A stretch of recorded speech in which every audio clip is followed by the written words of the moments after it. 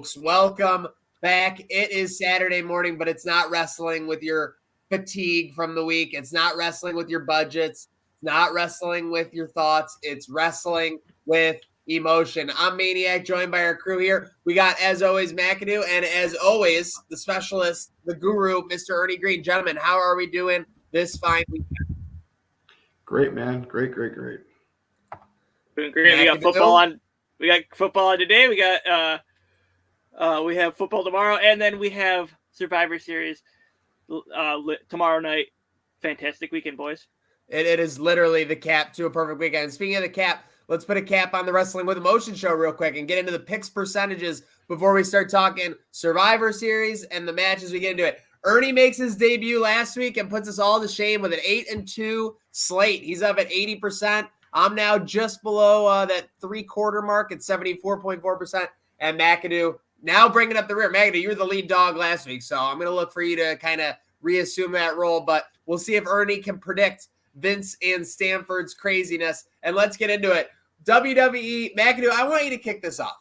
What's your stance on the company right now as a whole and the Survivor Series storyline besides Roman Reigns that you're most anticipating? I'm excited to see RK Bro versus the Usos. I think that could be a very good match and could possibly steal the show. But as far as WB, we've talked about it, how none of us know what they're doing, really. I mean, there are rumors of why these people are going to get fired, and I'm not going to get into it because I don't know what line we can draw there. But if the rumors are true, it's kind of crappy, but it is what it is. It is what it is. So, Ernie, and again, I'm not trying to contradict McAdoo, but we got, numerous WWE superstars being released. They were saying some big releases this past week. Obviously, that's up for debate and whether you're just going to think. What are your thoughts on what's happening with WWE over the past 6 to 9 months? First off, Maniac, you got to text me in private what you're talking about because I'm lost there, but I want to hear it. It reminds me of the movie Back to School with Rodney Dangerfield, which is way past your time. When Rodney Dangerfield says about a wacky teacher, he says, he really seems to care about what I have no idea.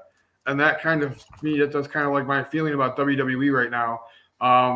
What direction they have.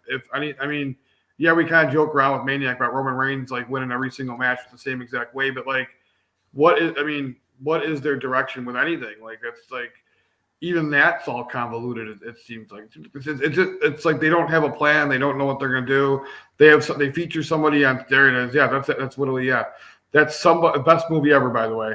They have somebody. There he is. Philip Barber, whatever his name, Barbados. He sucked. What the hell is he talking about? Yeah, absolutely. Well, that was actually that scene was with Sam Kinison, and I'll post it for everybody on my Twitter. The crazy one I'm talking about. Because Sam Kinison, rest in peace, was the man. But anyhow, like. They have people on, and I'm not getting into why someone got fired or why didn't they, but they feature someone on Raw, and then they're fired the next day. It's like that's what? The thing. It's like, not someone who's been off TV for 3 months or 6 months. You get Aleister Black, who gets this huge comeback on SmackDown, which they clearly view as the #1 show, and then a couple weeks later, he's gone. And again, we were talking about this. The part of this, is for kids believing, and they're wondering where these superstars are going. McAdoo. Are you worried for WWE in the long term with the fact that you admit it doesn't seem to make much sense what they're doing right now? No. They've been in this situation before. They've had their backs against the wall before. You go back 15 years ago. No, more than 15 years ago. I'm aging myself. 20 years ago. 25 years ago. I can't. 25. 25 is probably the good one. We're throwing stuff at the wall, hoping it's 6 now. But no, they had their backs against the wall. When they did face WCW, and I feel like I've said this before. AEW is making the same mistakes, buying all these former WWE guys, bringing them in, and letting them run the show.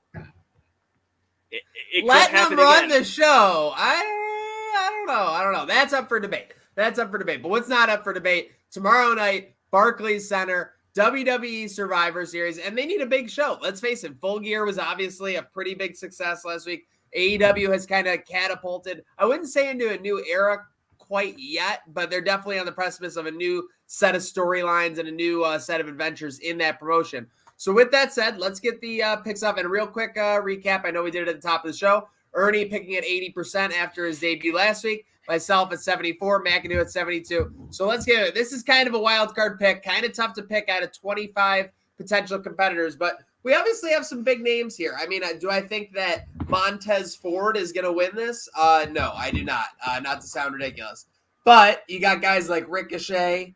You got your Commander Aziz, who you could get over here. You got your Omos. You got AJ Styles, obviously. So with that said, out of all these 25 superstars, who are you keyed in on the most, and who do you think is going to take it home? And this is for The Rock, right? By the way, right? Like 25 years of The Rock? Okay, I'm just making sure because we need the millions and millions of fans behind us here on Wrestling with Emotion Show. So let's kick it off with McAdoo. McAdoo, who are you eyeing in on? Maybe a couple superstars this match, but then ultimately, who are you predicting to win? I just saw this morning. It was, of course, it was on Instagram when I saw it, and now I don't. It was announced last night. So it was announced last night on SmackDown. I'm pretty sure that Sonya Deville came up with this, and it was also part of a corrupt official storyline. Apparently, Sonya Deville is trying to derail Naomi's career with corrupt officials. Did either of you see this? I am still on a anti-SmackDown rant because I can't watch it live. I got you. I totally get it. But I was surprised. That's all I'll say is I'll give WWE credit. They were doing a corrupt official storyline last night. So I'll give them a little credit for going outside the box. But McAdoo, who do you got ultimately taking this down? I could see this going AJ versus, or not AJ, but I could see him splitting up AJ and Omos and giving Omos the win in a push that he probably should have by now because we all thought that they'd be AJ and Omos be gone. I could also see Ricochet or I just had it, or Sami Zayn, but I'm gonna stick with Omos. Okay, Omos from McAdoo. Who do you got, Ernie? You know what? That was kind of like my pick. I thought they'd be the last two, and then I'm going to go with someone who had a really hot start to 2021's kind of fallen a little bit off the radar. That's Apollo Crews. That's what I'm going to pick. Okay, Apollo Crews. I like that. I don't mind that. Could have a Aziz storyline going on in there. I see something similar to what you guys happened. I think there's definitely going to be something between Styles and Omos. I mean, this is really about an opportunity to get a new star over. I mean, do I think they could give it to Cesaro? Yes.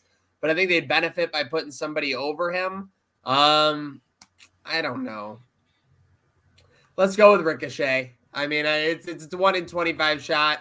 He's an exciting performer. They probably want to keep him in the match a long time. It would be nice if he finally got kind of a push. I don't know if he's ever really gotten a push in WWE ever since he came over with all that hype.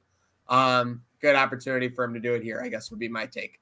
All right, and then so let's move on. So that'll probably be the first match of the night, I assume, or it'll be shuffled in the middle. Kickoff, okay.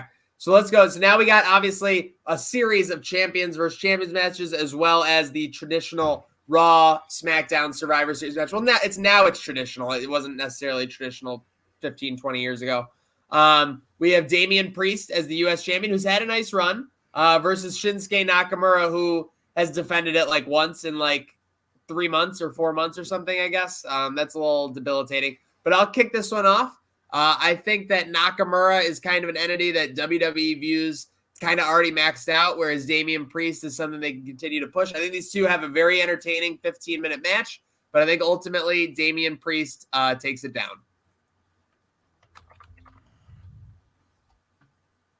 Go ahead, McAdoo. All right. I have Damien Priest. I think that it's his time. They're really trying to push him, especially after his Mania match, and then give him the United States title, and he's having a pretty long run with it. I think they're going to keep on pushing him for the time being, and he gets to win tomorrow night. It makes perfect sense in the year of our Lord 2021 that Damien Priest wins this match, and I'm going to predict him while also lamenting how ridiculous it is that they have completely ruined Nakamura, who had people literally in the streets singing his song when he had his push, and they somehow ruined that. But yes, very, very, very bad. I'll never forget that debut match in WWE against Sami Zayn. Just an insane crowd reaction. It never worked before, and it was like poetry in motion. Agreed. So I'm gonna pick Damien Priest. But what are you doing, WWF or WWE Nakamura? Come on. Okay. I agree. We got a clean. Come on, Ernie. We got a clean sweep with Damien Priest taking that matchup. So next, let's go on to a matchup that McAdoo is pretty fired up about. It's RK Bro, Randy Orton, and Matt Riddle. I still like Matt Riddle. I don't know. The Riddle thing still isn't over to me. Raw Tag Team Champions versus the Usos, the Ones, Jay and Jimmy in a Champions versus Champions match. Interesting dynamic here. You had Riddle kind of tag team with Big E to start the show last week, and then Randy Orton came with a run-in. It's a little odd. I think that Randy Orton and Riddle kind of need this win more than the Usos do. Whenever the Usos don't have Roman Reigns around them, they're okay looking pathetic, especially when the tag titles aren't on the line. So give me RK Bro. Ernie, who do you got?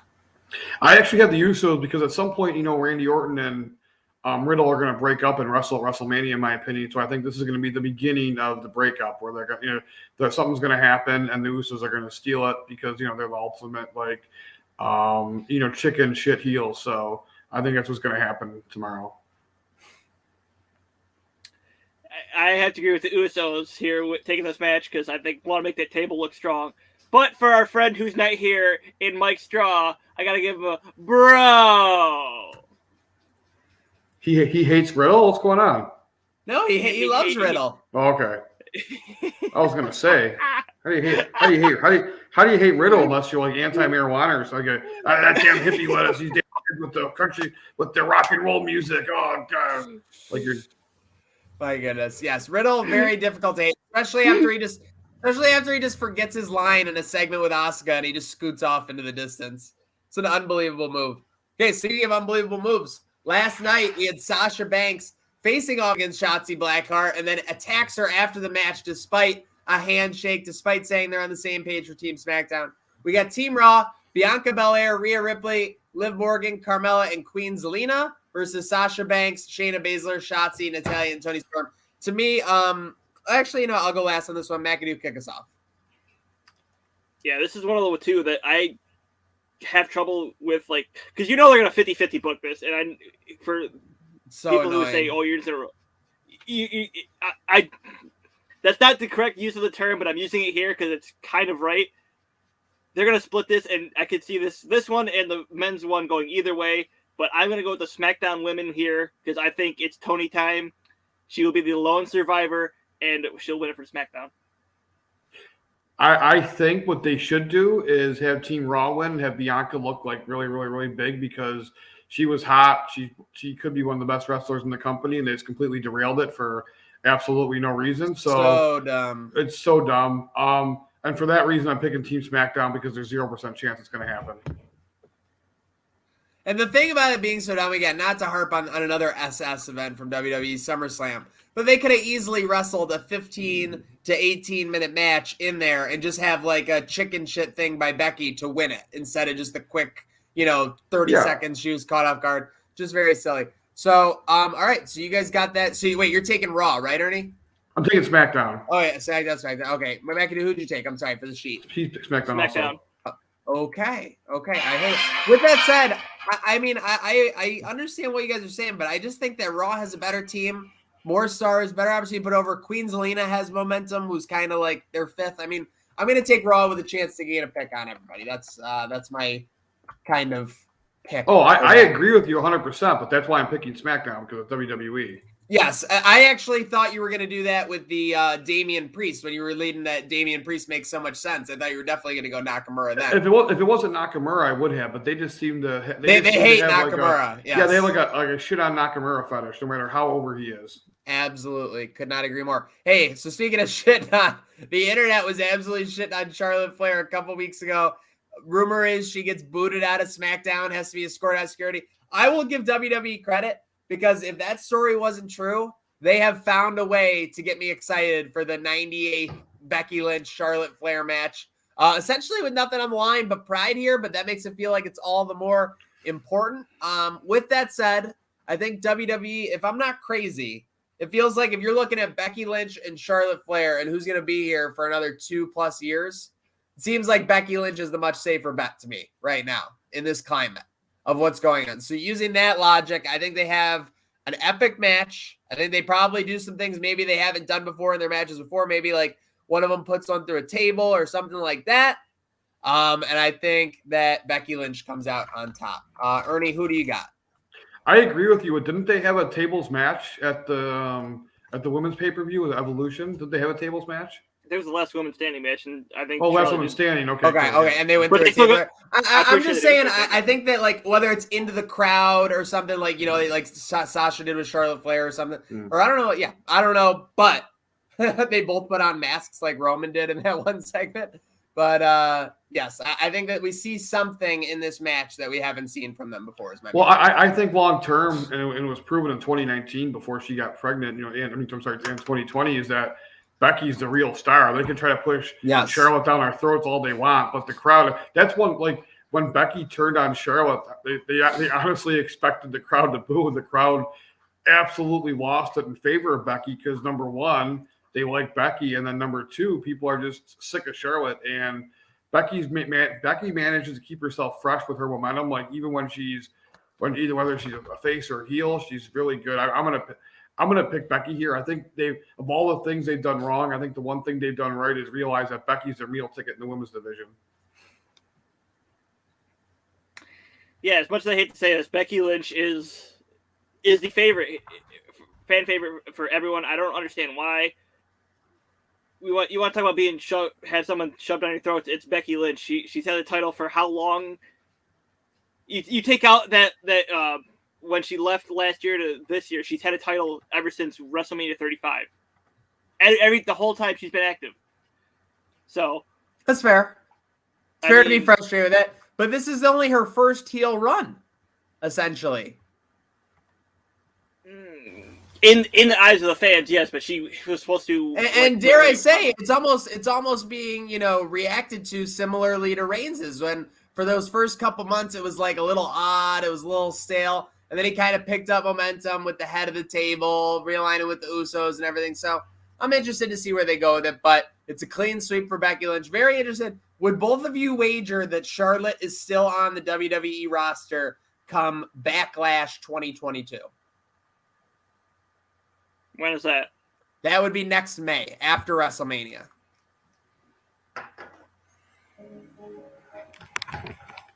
Gosh, that's 50-50 in my opinion. Isn't that crazy? We're talking about the most decorated women's superstar of like all time, right? Again, I'm not saying the best, but title-wise, she's tops, right, Ernie? She's got like 12 or 13 now. Yeah, it's crazy. But it's crazy to think. But yeah, you're right, and this is why why they should be investing in Bianca Belair and Toni Storm and all that, just in case she does leave. Because the one way we talked about 1996, 25 years ago, when WWE got out of the rut against WCW, was they invested in new stars. And the one thing that WWE's women's division, in my opinion, is even with the nonsense, it's still miles ahead of AEW's. But I think the one way they do that is invest in young stars and investing in the Bianca Belair, the Toni Storms, people like that, Rhea Ripley's. That's how they're gonna move forward. Okay, I could not agree more. But as we've seen from WWE from basically most of the last decade, it's kind of more about nostalgia. It's kind of more about the people who are already at the top. It's very rare that they bring up these top stars in big moments. So hopefully they do. I mean, you think about like Finn Balor winning the Universal title. They just don't pull the trigger on things like that too often. So it'll be very interesting to see what they do. And speaking of very interesting, I think that no matter what, this will be definitely super interesting. We got Team Raw, Team SmackDown, traditional men's Survivor Series match. Rollins, Balor, Owens, Theory, and Lashley with MVP versus McIntyre, Hardy, Woods, Corbin, Sheamus. To me, if this was like an actual real-life gladiator fight, Team Raw looks so much more stacked to me than Team SmackDown. Like, it's not even close. I give all the credit to King Woods. He's been doing some great work, especially on the mic, especially on the character. But I think that ultimately it's probably going to have to be some shenanigans between Owens and Rollins. I don't know if you guys watched Raw, but the go-home segment was that Rey Mysterio lost a match, and then Austin Theory attacked him after, and they replaced Mysterio with Austin Theory in this match. So I could see Austin Theory getting some kind of moment in this match. I don't know whether it'll be late or early, but ultimately I am going to go with Team Raw. McAdoo, who do you got in this men's Survivor Series match? I'll go back. I said it's going to be 50-50 booking, and I have the Raw men because I feel like you have the star power of Seth Rollins, Finn Balor, Kevin Owens, Bobby Lashley.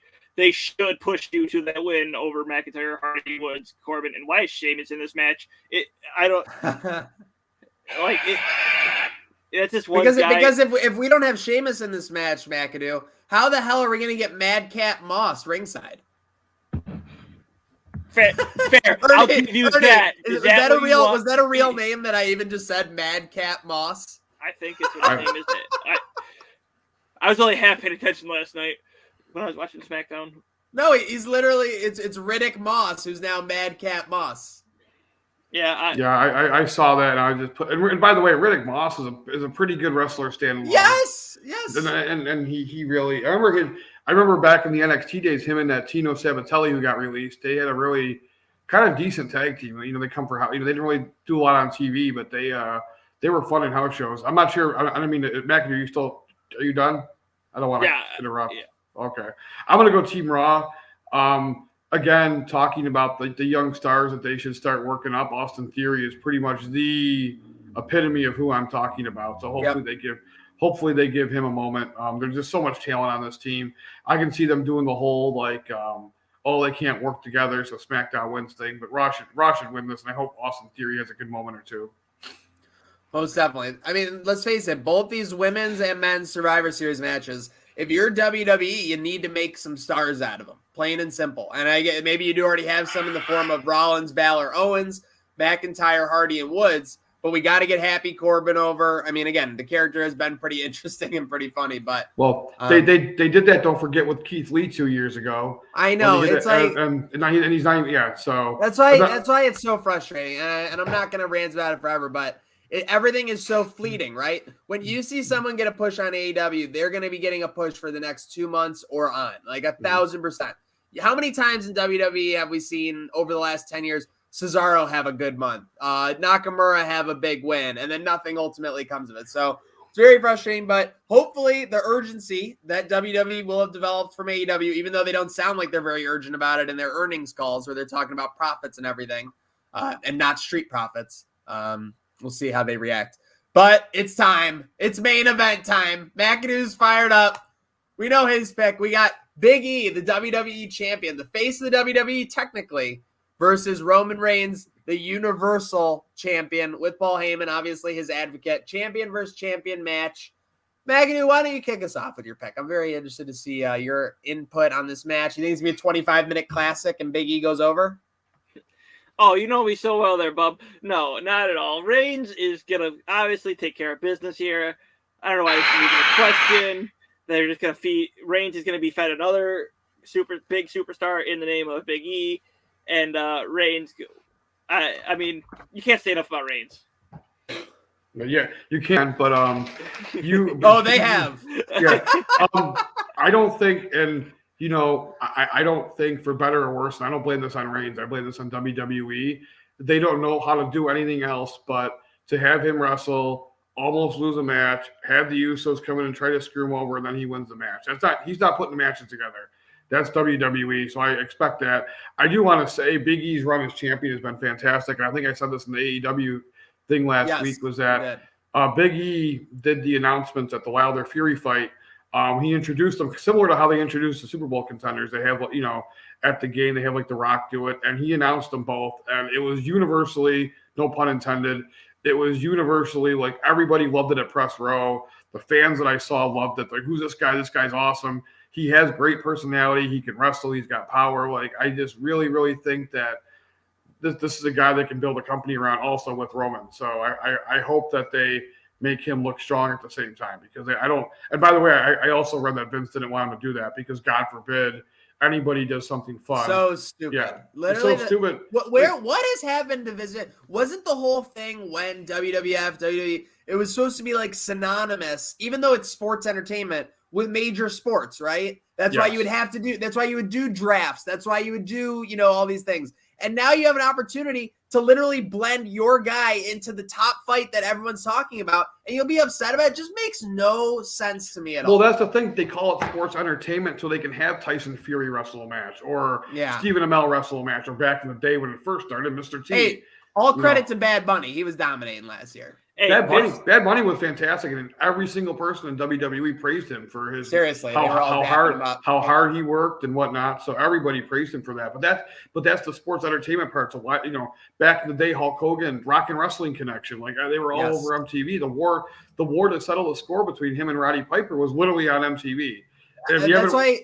So Ernie, in your opinion, do you have, or if there's a reason, why have they gotten so far away from trying to blend that into the, the culture of everyday life? Like, right? Isn't that what they wanted? Well, I think the reason why is probably because someone at Fox said, hey, we got this great pay-per-view. Do you want to come do it? And it wasn't Vince McMahon's idea, so he didn't like the idea. It doesn't matter how. Oh, that it makes a lot of sense. Yeah, to him, in my opinion, from just looking in, like, unless he has the idea, it's not a good idea.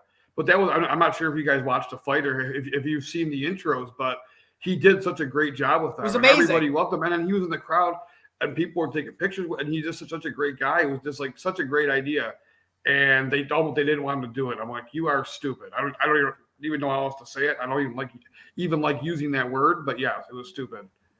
I am gonna put a cap on this prediction series. We have Biggie versus Roman. But no doubt is that Roman's the most dominant superstar in the WWE landscape right now. The idea is that he's kind of a little bit of a chicken shit lately. He doesn't need the Usos, but when push comes to shove, he can still defeat anybody. He can still stack them. He can still rack them, all that stuff. But with that said, I think WWE last year, they had Reigns go over McIntyre to kind of fuel Reigns' run here with the Universal title, which has now been over a year. If there was any brain sense whatsoever, this is an opportunity to solidify Biggie, and he already is a superstar in so many people's minds, and he is the WWE champion. You can literally solidify him for the next, this is even exaggerated, 5 to 8 years with a win over here, with a clean win over Roman Reigns at Survivor Series while he's the Universal champion. So I'm going to let my heart get the best of me, and I'm going to take Big E in like a 24-minute classic or whatever. Big E goes over. And again, Roman can take this loss. It's exactly like, to me, like, I mean, it sounds crazy, but it's exactly like Darby Allin versus MJF last week. Like, MJF kind of needed that win to keep on his trajectory. Big E needs this win to keep on his trajectory, to be a big superstar champion going into Royal Rumble, going into WrestleMania, theoretically. If you want to make him in that position where he's that big of a threat, you have to have him do something like beat Reigns tomorrow night. So very interested in that. Gents, any more craziness you think we might get from the show? Any hijinks? I mean, obviously, last week at Full Gear, we had Jay Lethal announced as a new member of All Elite. That was pretty exciting. Listen, WWE needs something crazy to happen because this is their last pay-per-view of the year. Yeah, they don't have one till Jan 1, right? Day 1 is the next one. So they need something here. They need to build leading up to that, I think. And so they need something tomorrow night at the end of the show. You know what, regarding what you just said, like Roman not needing a loss, like literally Ric Flair is, most people say, is the greatest wrestler ever. When he was a heel champion, he would lose pretty much every match except a title match. He would wrestle like Magnum TA and lose a tag match, and he'd get pinned in the tag match. Then he'd get pinned in a non-title match. Then he would somehow escape with the belt when the chips were on the line for the title match. And like, that's how a heel champion should be booked, in my opinion. And again, Roman Reigns does not need to win every single match to be dominant or to be a successful champ. Don't forget, JBL was a great champion, and every single match he pulled out by the skin of his teeth. 100%. If Roman loses, he can absolutely go back and still say he owns SmackDown. Nobody on SmackDown can touch him. This is his kingdom. And he can get a little bit paranoid. He can get a little bit of that paranoid Steve Austin heel run going. Yeah, and by the way, really quickly, WWF, for better or worse, since its inception, has been a babyface champion company. And then and then the heel champions would not have the belt for a long period of time. Bruno Sammartino, Bob Backlund, Hulk Hogan, all the way down, where the heels would have the championship, but they would lose it relatively. It was the way to transition from one babyface to one babyface. So generations of wrestling fans have watched it. WWE. My grandfather watched it like that. My kids will watch it like that. And now they've changed it. And I just think that you've conditioned people for 50 years. And now they're like, what's going on here? You know what I'm saying? Do you think that was brought on? Because you literally look, it wasn't until the mid 2000s where they were having like long heel runs as champions or whatever. It kind of is almost synonymous with your Sopranos and your Breaking Bad, where the villain is kind of like can be the hero. And again, they don't try to make the villains the heroes, but they obviously make them the main character. Mm-hmm. So, yeah. Now, by the way, how awesome would Paulie Walnuts being WWE champion have been? That guy was the exact epitome of like chicken shit heel. That would have been awesome. Can you imagine him going up to Vince? You ever seen the women's Johns? Yeah. Amazing. Okay, and before we go off, McAdoo, are you gonna do it? No, the head of the table is Roman. We I don't know First why. off, Tyler, I dig that jersey. By the way, I don't. The funny thing is, go ahead. No. Go ahead with the jersey. I'll make mine. The funny thing is, really quickly, like I don't like the uniform, but I like the jersey. If that makes sense. That does totally make sense. It's a weird thing where when you see it, it's like, is that really a great Bills uniform? I like the Stormtrooper uniform better, but it's got a crisp look to the red, for sure. McAdoo, what if Biggie beats Reigns? Will you acknowledge on the next WWE show that the bunny was the head of the table for one segment? Why is this a thing? Because it's true. She outdrew Reigns. She did not outdraw Reigns. Reigns is keeping the WWE fans, like myself, happy. Why? Jesus Christ. Okay. We've broken McAdoo, folks. Thank you for tuning along on Wrestling with Emotion show. Follow along Facebook, Twitch, Twitter, SoundCloud, Spotify, Instagram, all of the above. Make sure you're following these awesome guys, my co-hosts. We got Real Ernie Green on Twitter and ZT McAdoo on Twitter. You can follow me if you want. Not really a big deal. No either way. Folks, don't forget though, it's not wrestling with your thoughts. It's not wrestling with your budget. It's wrestling with emotion. Tomorrow night is Survivor Series, and let's hope it's a good night.